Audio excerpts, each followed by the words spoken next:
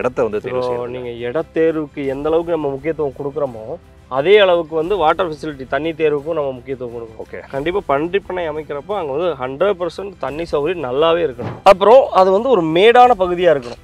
என்ன ரீசன் கேட்டிங்கன்னா, மழை வெள்ளம் வந்து அதுக்குள்ளே தண்ணி உள்ளே போயிடக்கூடாது, அனிமலுக்குள்ளே போயிடக்கூடாது. அதனால தான் ஒரு மேடான பகுதி, இப்போ ஒரு ஃப்ளோரிங்காக ஒரு மட்டமான பகுதி இருக்குதுன்னு வச்சிங்கன்னா, நீங்கள் ஒரு டோசிங் பண்ணி ஷெட்டு போகிற இடம் வந்து கொஞ்சம் மேடான பகுதியில் தான் அமைக்கணும். காலநிலை, அதுக்கப்புறம் வந்து சுற்றுச்சூழல், அதில் வந்து ஏதாவது பாதகங்கள் இருக்கா? இல்லை, அது பன்றி இறைச்சிக்கு இந்தியா லெவலில் மிகப்பெரிய ஒரு வரவேற்பு இருக்குது அப்படிங்கிறதுனால அதுக்கு உண்டான டிமாண்டும் ரொம்ப ஜாஸ்தியாகிட்டே தான் போதும். அதுவும் நம்ம தமிழ்நாட்டிலாம் பன்றி இறைச்சியா அப்படின்னு யோசிக்கும் போது நிஜமாக செஞ்சுக்கிட்டு நிறைய பேர் அதன் மூலமாக லாபமும் பார்த்துட்டு இருக்கிறாங்க. ஸோ ஃபர்ஸ்ட் ஆஃப் ஆல் நீங்கள் ஒரு பன்றி பண்ண வைக்கணும் அப்படின்னு நினச்சிங்கன்னா பல விஷயங்கள் நம்ம கவனத்தில் வச்சுக்கணும். அதில் முக்கியமாக நம்ம தேர்ந்தெடுக்கக்கூடிய இடம், அதோட காலநிலை மாற்றமும் ரொம்ப முக்கியம். தண்ணீர் வசதி எந்த அளவுக்கு இருக்குன்னு பார்க்கணும். மின்சார வசதியும் நீங்கள் கரெக்டாக செட் பண்ணி வச்சுருக்கீங்களா அப்படிங்கிறதையும் நீங்கள் யோசிக்கணும். இதெல்லாம் எனக்கு தெரியாது அப்படின்னு யோசிச்சிங்கன்னா பன்றி பண்ணையில் ரொம்ப நல்ல விஷயமா பண்ணி லாபகரமாக அந்த தொழில் செஞ்சுட்டு இருக்கக்கூடியவங்க நம்ம கோயம்புத்தூரை சேர்ந்து ரியல் பிக் ஃபார்மிங் நடத்திட்டு இருக்கக்கூடிய விஜயன் அப்படிங்கிறவங்க தான் இன்னைக்கு இந்த விஷயங்களை நம்ம கூட ஷேர் பண்ணிக்க போகிறாங்க. ஸோ வீடியோவை கடைசி வரைக்கும் பாருங்கள். Welcome to Freedom Tamil farming channel. நான் உங்கள் யுவராணி.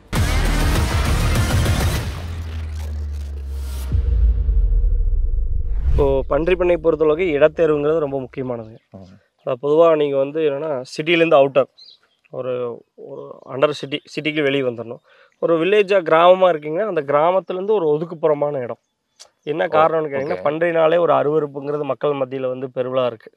ஓகே, அப்போ நம்ம கிராமத்துக்கு நடுவில் வச்சோம்னா என்னென்னா, பக்கத்துங்களுக்கெல்லாம் இந்த துர்நாற்றம் வீசுது, அந்த மாதிரி ஸ்மெல் வருது அப்படிங்கிற மாதிரி அப்ஜெக்ஷன் பண்ணுறதுக்கான வாய்ப்புகள் வந்து நிறையா இருக்குது. அதனால் என்னென்னா, நீங்கள் முடிஞ்ச வரைக்கும் ஒரு கிராமத்துலேருந்து ஒரு ஒதுக்குப்புறமான ஏரியா அந்த மாதிரி இடத்தமா பார்த்து ஒரு மேடான நிலப்பகுதியமாக பார்த்து பன்றி பண்ணையை வந்து செலக்ட் பண்ணணும். மேடான பகுதி அப்படின்னா, இப்போ நீங்கள் ஒரு லொக்கேஷன் செலக்ட் பண்ணிட்டீங்க, அவுட்டர், நீங்கள் கான்செப்டே வந்து அவுட்டரில் தான். இல்லை உங்களுக்கு தோட்டம் இருக்குது சார், எனக்கு ஒரு 10 ஏக்கர் இருக்குன்னா அதில் மிடில் பார்ட், யாருக்கு டிஸ்டர்பன்ஸ் இல்லாமல் மிடில் பார்ட்டில் வந்து நீங்கள் ஒரு 10 ஏக்கர் தோட்டம் இருக்குன்னா சென்ட்ரலில் ஒரு 1/2 ஏக்கரில் நீங்கள் வந்து செட் பண்ணிக்கலாம். அப்புறம் அது வந்து ஒரு மேடான பகுதியாக இருக்கணும். என்ன ரீசன் கேட்டிங்கன்னா, மழை வெள்ளம் வந்து அதுக்குள்ளே தண்ணி உள்ளே போயிடக்கூடாது, அனிமலுக்குள்ளே போயிடக்கூடாது. அதனால தான் ஒரு மேடான பகுதி, இப்போ ஒரு ஃப்ளோரிங்காக ஒரு மட்டமான பகுதி இருக்குதுன்னு வச்சிங்கன்னா, நீங்கள் ஒரு டோசிங் பண்ணி ஷெட்டு போகிற இடம் வந்து கொஞ்சம் மேடான பகுதியில் தான் அமைக்கணும். ஓகே, அதாவது நம்ம வந்து பிளெயினாக இருந்தாலும் மேடு அமைக்கணும். மேடு அமைச்சு அதுக்கு மேலே ஷெட்டு வந்து நம்ம கட்டணும். இந்த ரெண்டுமே இம்பார்ட்டன்ட். அந்த ஷெட்டு எப்படி அமைக்கணும்னா, ஈஸ்ட் வெஸ்ட், கிழக்கு மேற்கு தான் அமைக்கணும். என்ன ரீசன்னு கேட்டிங்கன்னா, காத்தோட்டம் நல்லாயிருக்கும். ரெண்டாவது சூரிய உதயம் சூரிய மறைவும் பார்த்திங்கன்னா கிழக்கு மேற்கு தான் இருக்கும். நீங்கள் தென்வடலில் அமைச்சிங்கன்னா காலையில் 12 மணி வரைக்கும் கிழக்குந்து வெயில் அடிக்கும், 12 மணிக்கு மேலே வந்து பார்த்திங்கன்னா மேற்கிருந்து வெயில் அடிக்கும். அதுக்காக தான் அந்த காலகட்டத்திலேருந்தே நம்ம வீடே பார்த்தீங்கன்னா கிழமேற்கில் தான் அதிகமாக வந்து நம்ம முன்னோர்கள்லாம் பண்ணியிருப்பாங்க. ஸோ அந்த மாதிரியான இடமா பார்த்து அந்த மாதிரி ஒரு நம்ம ஷெட் ஆரம்பித்தோம்னா வந்து கொஞ்சம் கரெக்டான இதாக இருக்கும் உங்களுக்கு. சரி, இட அளவு, அதாவது வந்து நில அளவு, அதை நம்ம வச்சுக்கலாம். அதை தவிர வந்து நீங்கள் ஷெட் அமைக்கணும் அப்படின்னு சொல்கிறீங்க இல்லையா, அந்த ஷெட்டு வந்து இந்த அளவில் இருக்கணும், இந்த அளவுகோல் இருக்கணும் அப்படின்னு ஏதாவது இருக்கா? இல்லை, ஷெட்டு வந்து இந்த அளவு தான் அக்யூரேட்டாக இருக்கணும்னு கிடையாது. நம்ம மனையடி சாஸ்திரம், நம்ம வீடுனாலும் எப்படிங்க ஒரு 10க்கு 16 அந்த மாதிரி பார்க்குறோம். ஸோ அது ஒரு மைண்டில் வச்சுக்கணும், சைக்காலஜிக்கலாக அது மைண்டில் வச்சுக்கலாம். அதுக்கு தகுந்த மாதிரி மினிமம் ஒரு நம்ம எவ்வளோ அனிமல் வச்சுக்கிறோம் அப்படிங்கிறத பொறுத்து தான் நீங்கள் ஷெட்டு கன்ஸ்ட்ரக்ட் பண்ணுறீங்க. 10 குட்டி வச்சுக்கிறோன்னா ஒரு 10க்கு 16 இருந்தால் போதும். 20 குட்டி வச்சுருக்கீங்கன்னா அதுக்கு மாதிரி டிசைன் பண்ணணும். ஒரு அனிமலுக்கு வந்து குறைஞ்சது ஒரு 15 ஸ்கொயர் ஃபீட் தேவைப்படும். ஒரு அனிமலுக்கு வந்து ஒரு 15 ஸ்கொயர் ஃபீட் வந்து நம்மளுக்கு தேவைப்படும். அதனால் அதை கால்குலேட் பண்ணி நீங்கள் வந்து ஷெட் அமைச்சிக்கலாம். நம்ம எவ்வளோ அனிமல் விட போகிறோம் அப்படிங்கிறத மெயின். நம்ம எவ்வளோ அனிமல் வளர்க்க போகிறோம். நம்ம ஒரு 50 அனிமல் வளர்த்துறோம் அப்படின்னா நீங்கள் அரௌண்ட் ஒரு 20 × 40 அந்த மாதிரி நீங்கள் ஷெட்டு போட்டுக்கலாம். எவ்வளோ பன்றிகள் வளர்த்த போகிறோம், தாய் பன்றி வளர்த்துறோமா இல்லை கறிப்பன்றி வளர்த்துறோமா, குரூப்பாக வச்சு வளர்த்துறோமா, சிங்கிளாக வளர்த்துறோமா. ஸோ நம்மளோட இதுக்கு தகுந்த மாதிரி நம்ம ஷெட்டினுடைய அளவுகள் வந்து மாறுபடும். ஓகே, இப்போ வந்து அரசாங்கம் வந்து இதுக்கு ஏதாவது லைக் நீங்கள் சொல்கிற மாதிரி சைக்காலஜிக்கலாக வந்து இந்த மாதிரி வைக்கணும் அப்படின்னு சொன்னீங்க. அதை தவிர வந்து அரசாங்கம் இந்த அளவில் தான் இடம் இருக்கணும், அதாவது குறைந்தபட்சம் இந்த இடம் இருந்தால் தான் வந்து ஒரு மினிமம் ஒரு 2 ஏக்கர்ஸ் இருக்கணுங்க. நம்மளுக்குன்னு own land or lease land வந்து ஒரு 2 ஏக்கர்ஸ் இருக்கணும். அப்போ தான் அதுக்கான ஷெட்ஸ் போட முடியும். எக்ஸ்டெண்ட் பண்ணுறதுக்கு ஃபியூச்சரில் நீங்கள் கொஞ்சம் விரிவுபடுத்துறீங்கன்னா இன்னொரு இடத்துக்கு போக முடியாது. கரெக்ட். அப்போ அதுக்கு தீவன மேலாண்மை வேணும்னா உங்கள் இடத்துல பண்ணிக்கலாம். அப்புறம் அந்த வேஸ்ட் எல்லாம் டிஸ்போஸ் பண்ணுறதுக்கு உங்களுக்கு இடம் வேணும். மினிமம் ஒரு 2 ஏக்கர்ஸ் இருந்துச்சுன்னா கன்வீனியண்ட்டாக இருக்கும். கண்டிப்பாக ஒரு 2 ஏக்கர் நிலம் இருக்கணுங்க. ஏன்னா சின்ன நிலம் இருந்துச்சுன்னா போதுமானதாக இருக்காது. திடீர்னு நீங்கள் ஃபியூச்சரில் எக்ஸ்பெண்ட் பண்ணுவீங்க, திடீர்னு நாளைக்கு உங்களுக்கு வேஸ்ட் போகிறக்கு ஒரு இடம் வேணும். கரெக்ட். அப்போ பக்கத்தில் டிஸ்டர்பன்ஸ் இல்லாமல் நம்ம இடத்துல பண்ணுங்கிறப்ப வந்து உங்களுக்கு ஒரு 2 ஏக்கர்ஸாவது மினிமம் இருந்துட்டா பெட்டர். மேடான பகுதியை தான் நம்ம தேர்ந்தெடுக்கணும் அப்படின்னு சொன்னது எனக்கு ஒரு ஆச்சரியமா தான் இருந்தது. எப்பவுமே நார்மலான ஒரு ஃபிளாட்டான சர்ஃபேஸ்ல தான் நம்ம வந்து எந்த ஒரு பண்ணையா இருந்தாலும் ஆரம்பிக்கணும். பட் பன்றி பண்ணைக்கு மேடான ஒரு சர்ஃபேஸ் தான் நீங்க சூஸ் பண்ணணும். அது மட்டும் இல்லாம இந்த கிழக்கு மேற்கு பார்க்குற மாதிரியான வாசல் வைக்கக்கூடாது. ஏன்னா வெயில் விஷயங்கள் அப்படின்னு பல விஷயங்கள், இன்னும் நிறைய விஷயங்கள் நம்ம கூட ஷேர் பண்ணிக்க போறாரு. தண்ணீர் வசதி பத்தி நான் முன்னாடியே சொல்லியிருந்தேன். எவ்வளவு தண்ணி கொடுக்கணும், அது என்ன மாதிரியான ஒரு ப்ரிப்பரேஷன்லாம் பண்ணி வச்சிருக்கணும். அண்ட் மின்சாரம்னு பார்க்கும்போது ஒரு ஊருக்கு ஒதுக்கு போறவா தான் அந்த பன்றி பண்ணையெல்லாம் வைப்பாங்க. பட் அவ்வளோ லாங்கா நீங்க போய் வச்சுட்டீங்கன்னா மின்சாரத்துக்கு தேவையான கனெக்ஷன்ஸ்லாம் கொஞ்சம் டிஸ்டர்பன்ஸ் இருக்கிற மாதிரி இருக்கும். கஷ்டமா இருக்கும்ல அந்த மின்சாரத்தினுடைய கனெக்ஷன் வாங்குறதுக்கும். இன்னும் பல விஷயங்கள் விஜய் நம்ம கூட ஷேர் பண்ணிக்க போறாங்க. பட் இந்த ஒரு வீடியோல ஒரு 10-15 நிமிஷம் பார்க்கறது மூலமா பன்றி பண்ணையை பத்தி முழு விவரங்கள் நம்மளால தெரிஞ்சுக்க முடியாது. பட் ஆரம்பிக்கணும்னு நினைக்கிறவங்களுக்கு இது ஒரு ஐ ஓப்பனிங் ஒரு வீடியோவா இருக்கும் நான் நினைக்கிறேன். பட் விஜயன் நம்மளோட ஃப்ரீடம் ஆப்ல பன்றி பண்ணைக்காகவே ஸ்பெஷலான ஒரு கோர்ஸ் வடிவமா நமக்கு பண்ணி கொடுத்திருக்காரு. பன்றி வளர்ப்பிற்கான திட்டமிடல் மற்றும் தயாரிப்பு அப்படிங்கிறது அந்த கோர்ஸினுடைய பெயரு. இந்த வீடியோட டிஸ்கிரிப்ஷன்ல அந்த கோர்ஸ்க்கான லிங்க் கொடுக்குறோம், போய் செக் பண்ணி பாருங்க.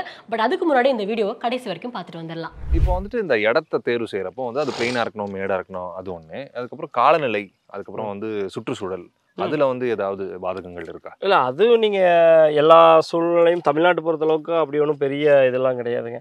ரொம்ப வெயில் இருந்தாலும் அதை ஆர்டிஃபிஷியலாக நம்ம மேனேஜ் பண்ணிக்க வேண்டியதான். ஓகே, நீங்க சொன்ன மாதிரி அந்த ஈஸ்ட் வெஸ்ட் போட்டுக்கலாம் அந்த மாதிரி. அதனால காலநிலைகள் சீதோஷ நிலைகள்லாம் இதில் ஒன்றும் பெரிய பாதிப்பு வராது நம்மளுக்கு. ஓகே, அது பிரச்சனை இல்லை. சரி, அதுக்கப்புறமா வந்துட்டு தண்ணி, அதாவது சில இடத்துல வந்து நமக்கு அந்த தண்ணி வசதிங்கிறது வந்து இல்லாமல் இருக்கலாம். ஏன்னா வந்து தண்ணியை கொண்டு வரது வந்து சில சிரமங்கள் இருக்கலாம். அந்த மாதிரி வந்து தண்ணி வந்து எந்த அளவுக்கு முக்கியம் ஒரு இடத்த வந்து தேர்வு செய்யறது? நீங்கள் இடத்தேர்வுக்கு எந்த அளவுக்கு நம்ம முக்கியத்துவம் கொடுக்குறோமோ அதே அளவுக்கு வந்து வாட்டர் ஃபெசிலிட்டி தண்ணி தேர்வுக்கும் நம்ம முக்கியத்துவம் கொடுக்கணும். ஓகே, கண்டிப்பாக பன்றி பண்ணை அமைக்கிறப்போ அங்கே வந்து 100% தண்ணி சௌகரியம் நல்லாவே இருக்கணும். என்ன காரணம், பன்றி பண்ணை சுத்தமாக வச்சுக்கிறதுக்கு தண்ணி ரொம்ப அவசியம். ஸோ வாஷ் பண்ணுறதுக்கு, குடிக்கிறதுக்கு எல்லாத்துக்குமே தேவைப்படும். அப்போ வந்து வாட்டர் ஃபெசிலிட்டிஸ் வந்து நம்ம ரொம்ப ரொம்ப முக்கியம். அதனால் நீங்கள் கண்டிப்பாக போர்வெல்லோ இல்லை உங்களுக்கு கிணறு இருக்குது சார், எனக்கு போர்வெல் இருக்குது சார், வாங்கியெல்லாம் ஊற்றினா கட்டுப்படி ஆகாது.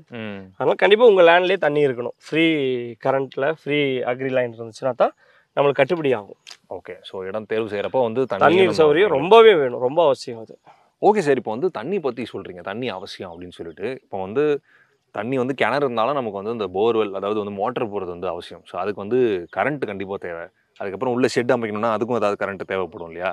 ஸோ கரண்ட் வந்து எந்த அளவுக்கு முக்கியம்? இப்போ வந்து ஒரு இடத்தேர்வு பண்ணுறப்போ வந்து அங்கே வந்து மின்சார வசதி இருக்கா இல்லையா, இல்லை சப்போஸ் இல்லை அப்படின்னு சொன்னாலும் வந்து நம்மளால கொண்டு வர முடியுமா அப்படிங்கிறதும் பார்க்கணும்ல. கண்டிப்பாக. இப்போ நீங்கள் ஷெட்டு போட்டோம் சார், எனக்கு இடம் இருக்குது, தோட்டம் இருக்குது, எல்லாம் இருக்குது, தண்ணி இருக்குது, நீங்கள் அந்த தண்ணி பம்ப் பண்ணுற கரண்ட் வேணும். அதே தான். ஸோ அதனால் நீங்கள் அவுட்டர் சிட்டிலேருந்து அவுட்டர் போயிட்டு சார் நான் மலையடி வரம் போயிட்டேன், எனக்கு அங்கே லைன் வசதி இல்லைனாலும் ஒன்றும் பண்ண முடியாது. கரெக்ட். அதனால் வாட்டர் ஃபெசிலிட்டி எந்த அளவுக்கு முக்கியமோ அதே மாதிரி லைன் இருக்கணும். நம்மளுக்கு அக்ரி ஃப்ரீ லைன் இருக்கணும்.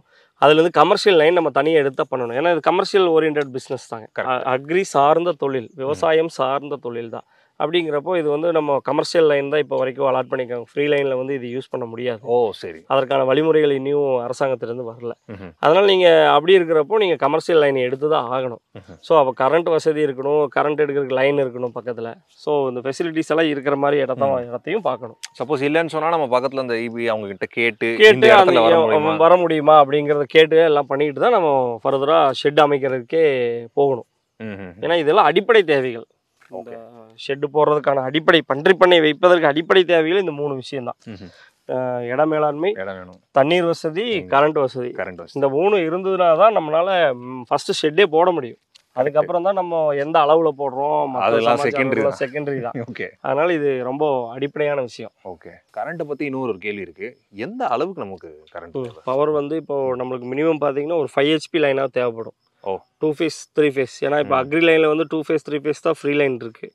3 ஃபேஸ் லைன் தான் நமக்கு தேவைப்படும். அப்போ தான் நம்ம ஒரு 1 HP மோட்டர் பம்ப் பண்ணி தான் வாட்டரை வந்து பண்ணையில் குளிப்பாட்டுறதுக்கு, ஷெட்டை க்ளீன் பண்ணுறதுக்கு. ஸோ நம்ம மினிமம் ஒரு 5 HP லைன் எடுக்கிற அளவுக்காவது நமக்கு இபி ஃபெசிலிட்டிஸ் வந்து அந்த ஏரியாவில் இருக்கணும்.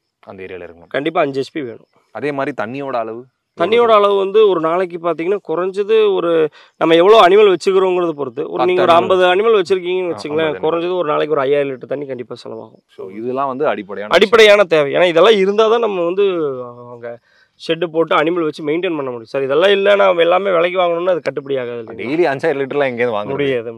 ஸோ இன்னைக்கு ஒரு பன்றி பண்ணை வைக்கணும்னு நினைச்சிட்டு இருக்கிறவங்க, எஸ்பெஷலாக தமிழ்நாட்டில் நம்ம கோயம்புத்தூரை சேர்ந்தவங்களே பண்ணிட்டு இருக்காங்கன்னு நினைக்கும் போது நம்மளும் ஏன் பண்ணக்கூடாது? ஏன்னா அது ஒரு பிஸ்னஸ் வடிவத்தில் பண்ணும்போது லாபமும் அதிகமாக இருக்கும் போது ஏன் நம்ம ட்ரை பண்ணக்கூடாதுன்ற எண்ணம் உங்களுக்குள்ள வந்தது அப்படின்னா ரொம்ப சந்தோஷம் தான். பட் நான் முன்னாடியே சொன்ன மாதிரி தான், இந்த ஒரு வீடியோ மட்டுமே உங்களால் பார்த்து முடிச்சு ஒரு பன்றி பண்ணையை ஆரம்பிக்க முடியாது. ஸோ விஜய் இன்னும் தெளிவாக நம்மளோட ஃப்ரீடம் ஆப்பில் ஒரு கோர்ஸ் மூலமாக பண்ணி கொடுத்துருக்காரு. பன்றி வளர்ப்பிற்கான திட்டமிடல் மற்றும் தயாரிப்பு அப்படிங்கிற கோர்ஸ் லிங்க் வீடியோட டிஸ்கிரிப்ஷனில் கொடுக்குறோம், போய் செக் பண்ணி பாருங்க. நன்றி.